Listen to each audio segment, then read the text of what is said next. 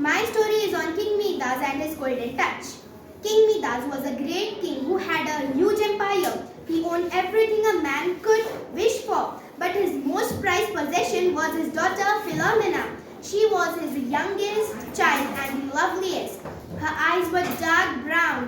Her hair fell softly around her face like silk.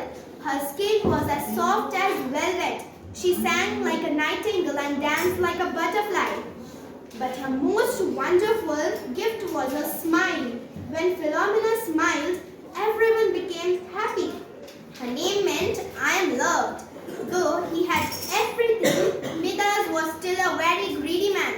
One day, Philomena ran towards her father, saying, Father, there is a strange man at our main gates.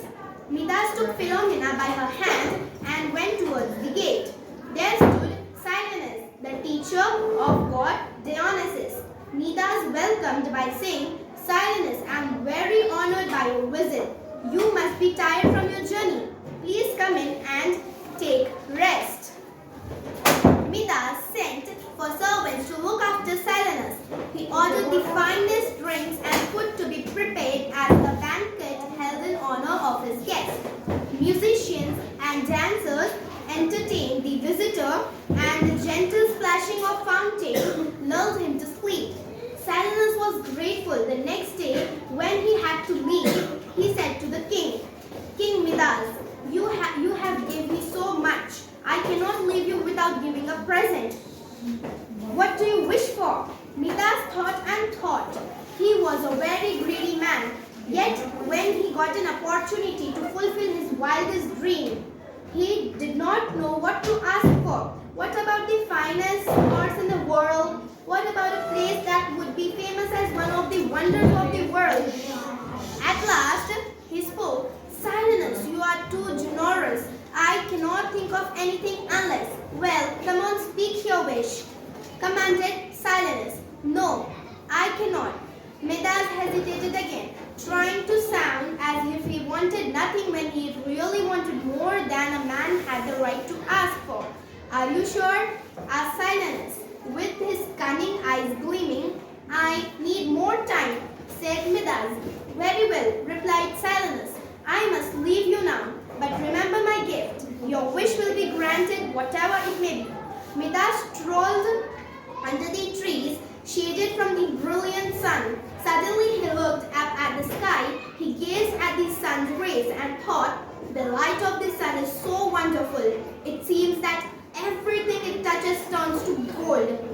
How I wish I had such power. Midas returned to his palace. As he was very tired, he called a servant to bring him water. The servant came with a bronze cup. As soon as Midas touched it, it turned to gold. He was dumbfounded. Then he remembered, my wish, Silenus has kept his promise.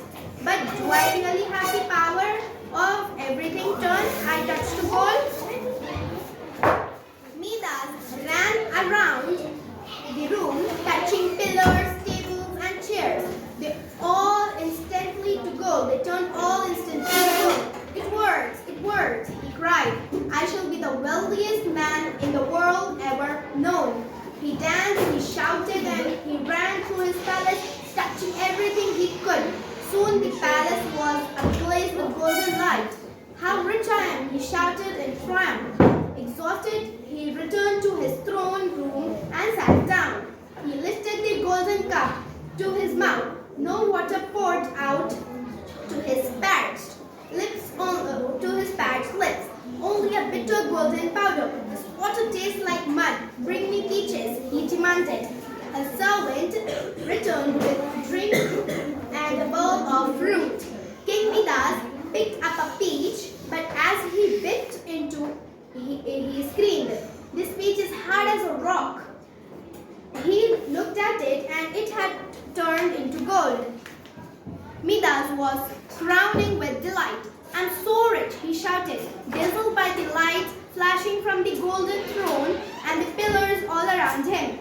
Deaf to everything except the sound of his own thoughts, he did not see Philomena coming towards him. Father, what is all this?